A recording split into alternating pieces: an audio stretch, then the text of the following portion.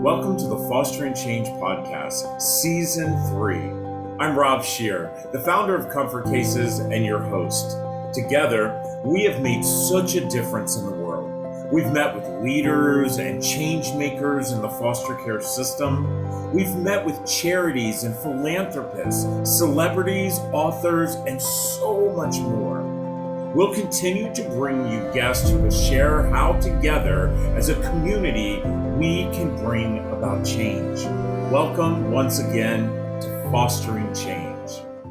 Wow, it is so hard to believe that we are already in the springtime of 2022. Again, there's been so much of a mirror of 2021 that it just all keeps rolling together. But I will tell you, I have been so fortunate throughout the years to meet some incredible, as I say, good humans. And my next guest, wow, I think that I am a lucky person because I actually get to call her my friend. So I see her all over social media. And I even say to my kids, which is so funny, just yesterday I was showing my kids one of her amazing videos. And my son, Makai, says, "Dad, she has so many followers." I was like, I know. And I was like, but what she's doing is educating our community. Ladies and gentlemen, please, I would like to give you a warm welcome to my friend, Brittany Burcham. Brittany, welcome to Fostering Change. Thank you so much. I'm so happy to be here. I know. And this isn't actually the first time that you've been on our podcast.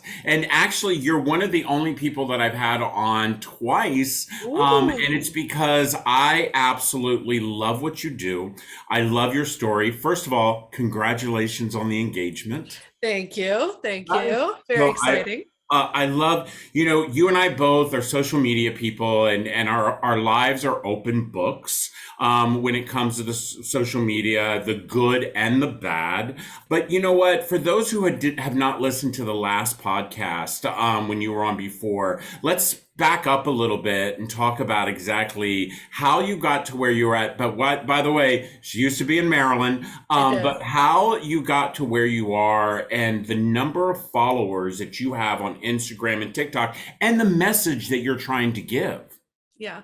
So I actually started in Maryland as a court-appointed special advocate. I literally Googled, how can I help kids in foster care without fostering? Because as those in the DC area may know, it's very expensive to have a 2-bedroom anything. So I wasn't quite able to foster at that point. So I looked for ways to get involved. So I started as a CASA, and that's when I discovered Comfort Cases for the first time and got to come volunteer with you guys and do some drives and all of that, and got to really learn more about the foster care system. So when I moved back home to Alabama, which was about 3 years ago, I immediately looked into fostering, and I decided, based on my experiences as a CASA, where I was assigned a 13-year-old girl. I didn't know anything about teens when I was a CASA, but after almost 3 years with her, when it came time to foster, I was like, I want to foster teens because they're a lot cooler than I thought. And it really I think it will work better with, my life and what I can give. And so I became an emergency and respite foster care provider, mainly focused on preteens and teens. So I get kids when they first come into the system on their first night, if they're transitioning between homes, if they're transitioning back home. There's a lot of ways that I have kids come into my home, and I've been doing this now for over 2 years, 2.5 years now, and it is just been the most incredible experience. And then in 2021, one of my kids actually encouraged me. She was like, Brittany, I see a lot of foster parents on TikTok, but they're all like babies and like little ones. You need to do one about like fostering teens. And I was like, nobody wants to watch that. And she goes, I think they would. So I started this account called Foster the Teens, just with the goal of kind of breaking those stereotypes of what people think fostering teens is like, and encouraging people to consider becoming foster parents for teens or getting involved in the lives of teens in foster care. And it kind of just blew up unexpectedly and has opened so many additional doors to serve kids and be able to find new ways to support kids in care. I will tell you, like I said, I follow you. I love all the content that you put out there. I think that you do something that I have always wanted someone to do, which is be real. You put the good and the bad and remind people that kids are in a system because of a choice that someone else made. Just the other day, I actually was watching one of your videos, and you were talking about the whole drug situation and how the drug babies that they call them, or how our vocabulary is so screwed up within our system, because immediately we think foster and we think bad. We think, drug addicted babies or kids that are never going to be able to do anything. How has it felt being in the limelight, and knowing that what you do say is very controversial, by the way? I mean, you know better than anybody. Social workers do not want us to tell the real of the real, and and neither does anybody else, especially if you're a foster parent. How are you dealing with that? I knew as my follower count started to grow and I started putting out some more controversial things. I told, he was my boyfriend at the time, but I told him, I said, I'm about to publish this video that's probably going to make a lot of people mad. And it was my stance against for-profit foster facilities, and how angry I was that people were making money at the expense of kids in crisis. And so I knew that publishing that and knowing that I live in a state that has a lot of for-profit foster opportunities would probably maybe get me in trouble.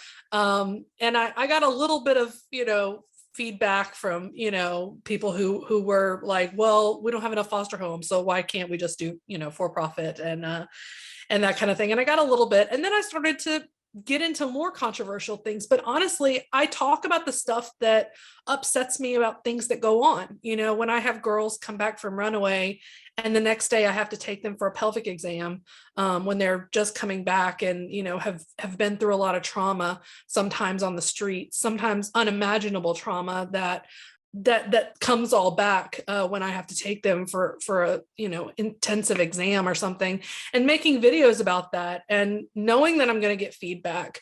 But I think it's one thing to talk about the issues, and I think I want people to debate me on the issues, right? I don't have all the answers. And there are times that people come to me and is like, well, actually in this situation, this was a good thing. And I'm like, okay, that's the kind of feedback I want. But I don't think you can ever mentally prepare for, and you probably know this too, are the personal attacks, right? The personal attacks on you as a human, questioning your intents, questioning your ability to foster kids, and then the names that people throw at you. And as much as you like to think, they're just words, they roll off your back, they start to get to you. They cut, my friend. They cut deep. And it starts to make you question yourself, like, maybe I'm not the best person to be fostering teens. If people are, saying these things, what am I doing? Do I really know enough? And you start questioning yourself, and it starts to take a toll on you. And I found myself in the last week or so, really dreading opening up my social media, dreading opening up my messages, just waiting for the next person to come after me for whatever post they were upset about. And I found myself, crying at little things and finding myself kind of distancing and closing off to the people I love. And I was like, this is not me. This is not who I am. And this is not what my kids deserve. So, as of yesterday, I've taken a couple of days break from social media and from posting, because I was just like, I gotta get in the mental space so that I can take care of kids. And I can't do that when I'm constantly got this anger or got this feeling. I need to work through that so I can be the best human for the people I'm supposed to be taking care of. So I think it's something that's not talked about enough when influencer status just happens to you. I've been doing this less than a year. And I say now, I'm like, I could have never been a celebrity. I could have never been any kind of movie star, because they would be like interviewing me and I'd be like, I don't know why I do that. Well, I will tell you, you're definitely my movie star. And I consider you very famous. And, but I totally, know how you feel. And as a matter of fact, I ended up doing a post after your post because of your post. Oh, really? Because this has been a pretty rough week for me, and you and I, you know what it's like dealing with kids who are, have been so traumatized, and, dealing with a system that is so shattered. Mhm. Um, and then I read your post, and then it made me start thinking about, gosh, I can't allow somebody to stop having me tell my story, and having someone tell me that that mountain's too high to climb, and understanding that by what you're doing, by telling these kids, telling what is happening to these kids, you're educating a community, Brittany, that, by the way, they do not know. I mean, you of all people know,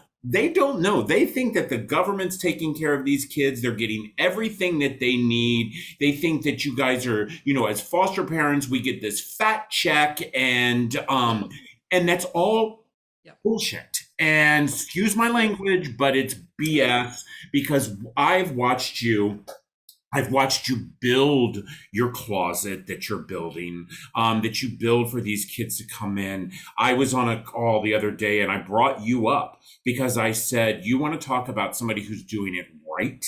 Who's doing it right? When one of these young teens come into your home, you welcome them home. The basket that you place on the bed, because they're coming in a time that you want to talk about trauma. I mean, you're getting kids in the middle of the night.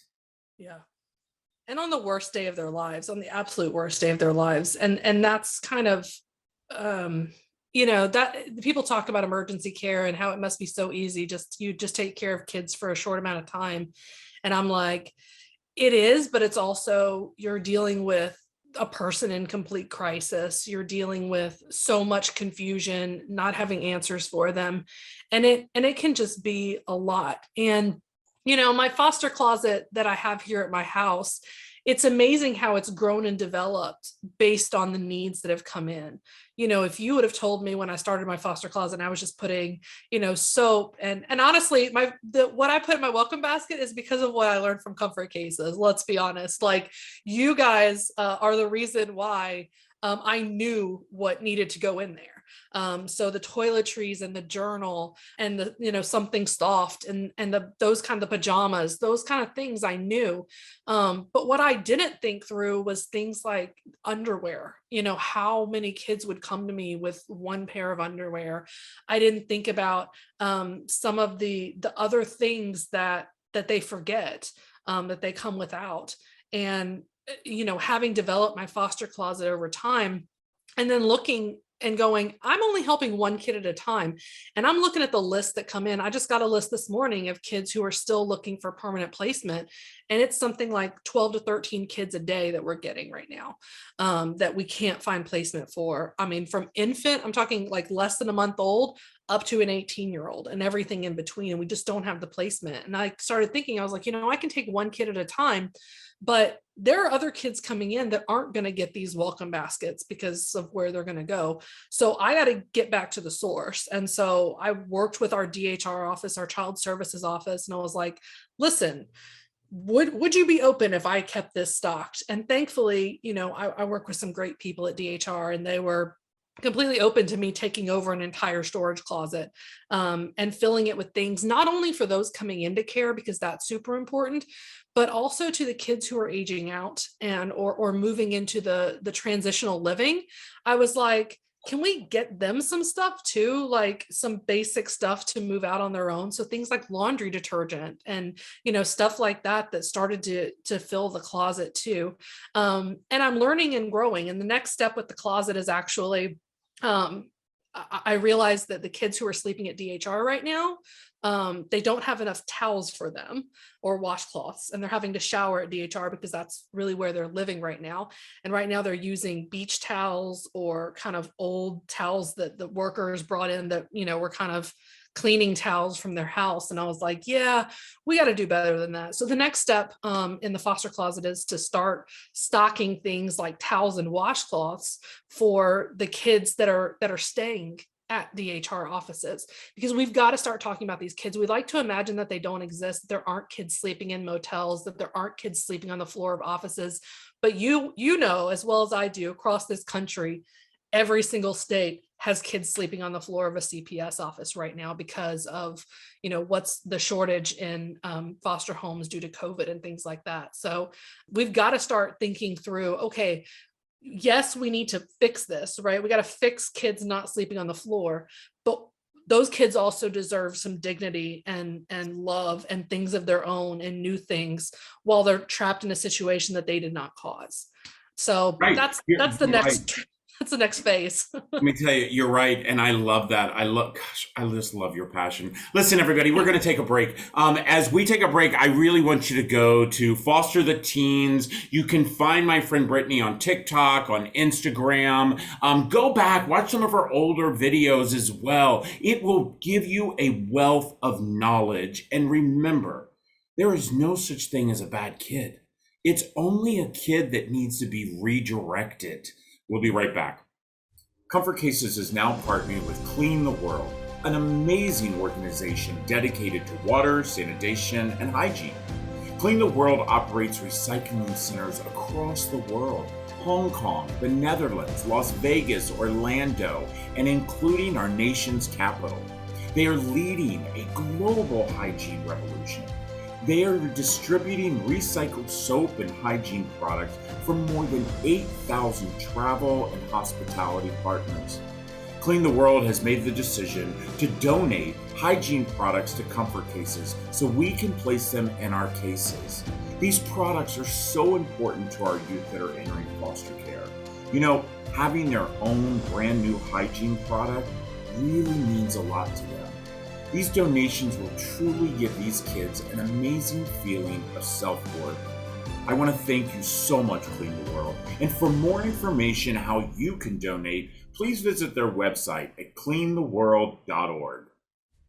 The whole reason that I started this podcast was to do exactly what Brittany and I are doing right now, and that is having conversations that can actually move the needle. When my husband and I started Comfort Cases 10 years ago, it was truly because we wanted to make sure that we were giving hope and dignity to our youth that are in foster care. Because as I say, these kids don't belong to me, they don't belong to you, they belong to us. And what my friend Brittany has done, Brittany, by you starting that closet in your home, but now going to your child welfare system and starting a closet there, making sure that we're talking about these kids who, by the way, are sleeping on the floors, who are pushing two chairs together just so they can have a little bit of comfort. They are without. So, a couple things I want to do. Number one is I want to supply you and your closet at CPS with as many Comfort Cases as you need. So we will ship them out to you from birth all the way to the age of 19. You can take those cases, you can deconstruct them however you need them, but every single month, you are to go to comfortcases.org. You are to fill out the form, and I personally will make sure that no charge whatsoever, those cases will come to you. But then also, what I want to do is I want those cases to come to your home. But then I personally, the Shears, are going to go to Amazon and we are going to spend $1,000 in towels and washcloths that will be shipped out to you immediately to make sure that we are doing exactly what we should do. Because again, we got to stop the talk. We got to do the walk, my love. And I'm getting chills because I'm telling you, you will not have to, again, worry about pajamas. You will not have to worry again about toiletries. I will make sure that you have feminine products for all of the girls that are coming in. I will make sure that your journals will be there. I will make sure that every child has their own blanket, their own stuffy. For every child that comes into your care and into your agency's care, I will provide a comfort case for them. They will never again have to use that money for any of those items because that's how we start helping the system. Yeah. And then again, as I said, the shears will personally be shipping out today from Amazon, towels and washcloths for you to do as you need, because you, my friend, you are the definition of a good human. You really are. Thank you.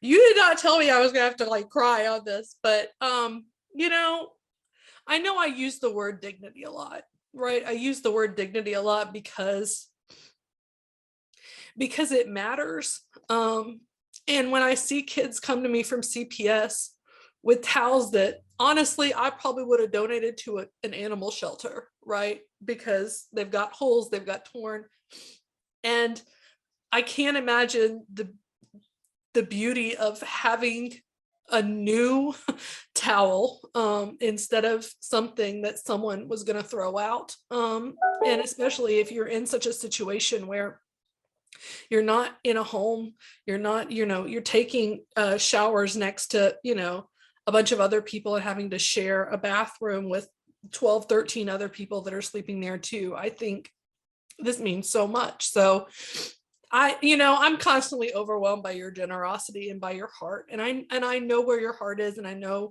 because of your story, I'm not saying anything that you don't know when it comes to dignity and worth, but that's just phenomenal. And I think that there's no reason why this is not something magical. It's just stuff.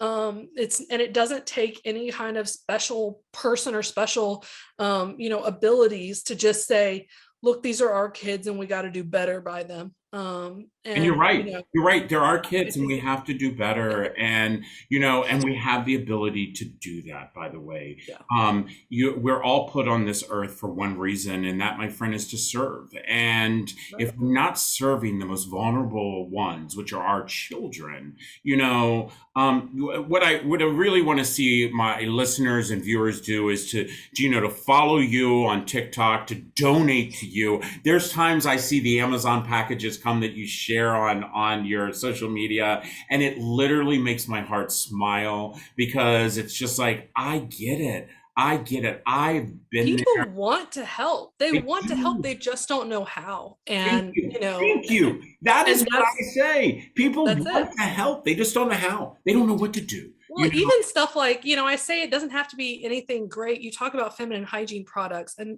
it is such a need. And I said, it could start in your community. You can put together feminine hygiene packets and take them to your high school and put them in the bathrooms. And then the girls who maybe don't want to tell anybody that they don't have products at home or that they can't afford it would have access and, would have that.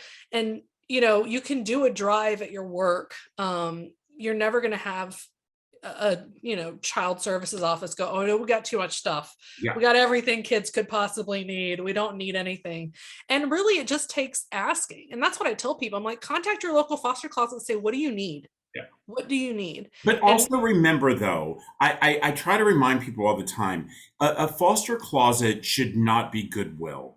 And if you're not going to put your child in that outfit or have don't give it to a child who's in our system. They don't want your stained t-shirt and your stretched out side. They don't, come on.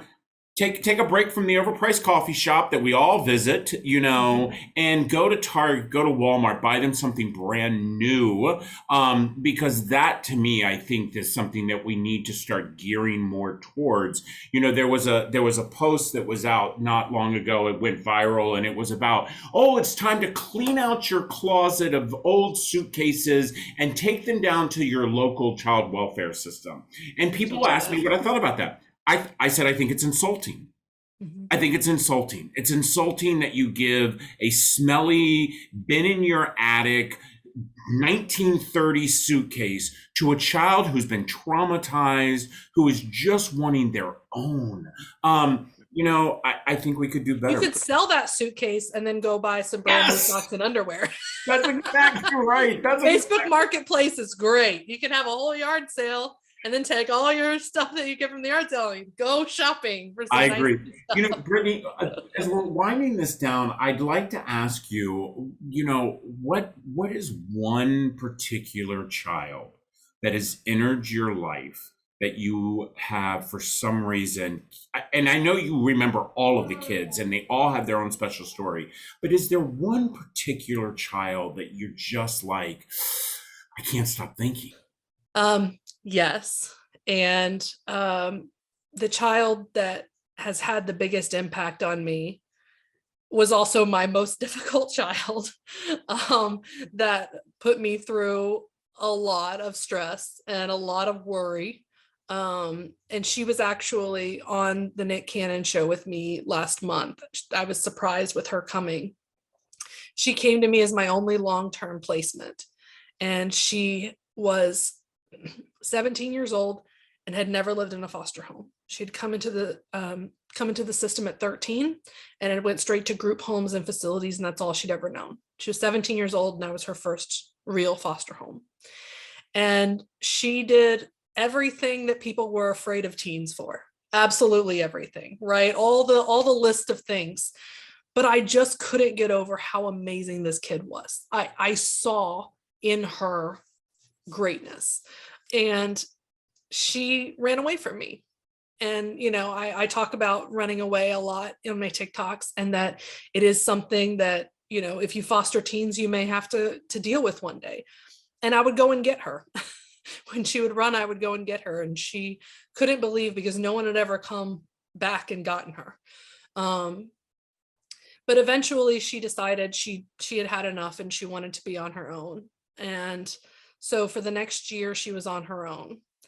And I was so tempted to just be like, I got to just move on. Like, I can't help this kid. I'm just going to move on. But my heart said, nope, nope, she still needs a mama. She still needs a mama. And so I started taking care packages to her wherever she was living. I started asking her to go to lunch with me and taking her out for lunch. And we slowly started to build this relationship where she started recognizing that I was being genuine when, she was living with me. And she would say things like, I just didn't know how to live in a family. And I just didn't know how to live in a home. And I didn't realize, I thought it was too good and I couldn't do it. I didn't know how. And that child today, she aged out in December. And I was, on the phone with her as she's doing it. And, it was her choice completely.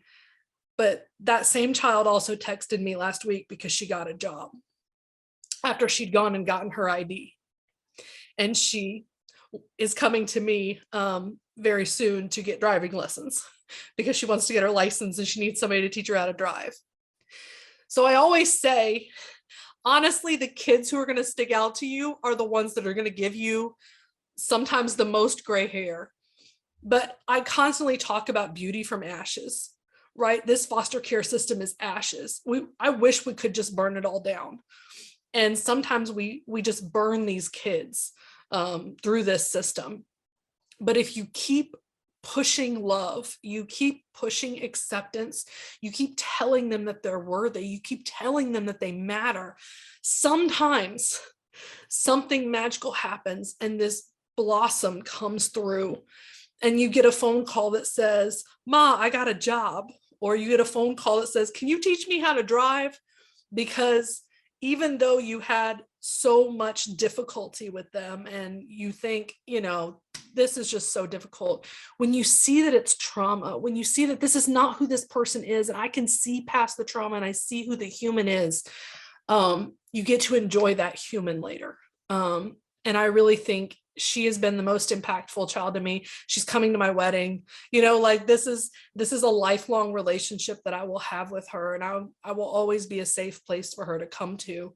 And that's what foster care is building relationships and being an adult that they can count on. Maybe you don't adopt them, maybe it doesn't work out, but if you keep pushing love, eventually it comes back. Wow, that's it, everyone. That's it. Pushing love. And each and every one of us have the ability to do that. I hope that each and every one of you, please find my friend Brittany. I just have to end this by saying, I love you. And thank you for loving me. Everyone, until next time, continue to be a good human. I want to say thank you to each and every one of you for listening or watching the latest episode of Fostering Change. All of us on our team hope that you have learned something new today and have been inspired to be a good human. Now, just a reminder that you can always find Fostering Change on your favorite channels on Google, Spotify, iTunes, YouTube, and others, including, of course, comfortcases.org. I want to give a big thank you to all of you for joining us each and every week. And a reminder that if you have a suggestion for a guest, or maybe you might have a question about today's podcast, or are interested in becoming a sponsor of Fostering Change, please don't hesitate to email me personally at fosteringchange@comfortcases.org. Now, that's it for now. Thanks again, and we'll see you next Tuesday. Take care.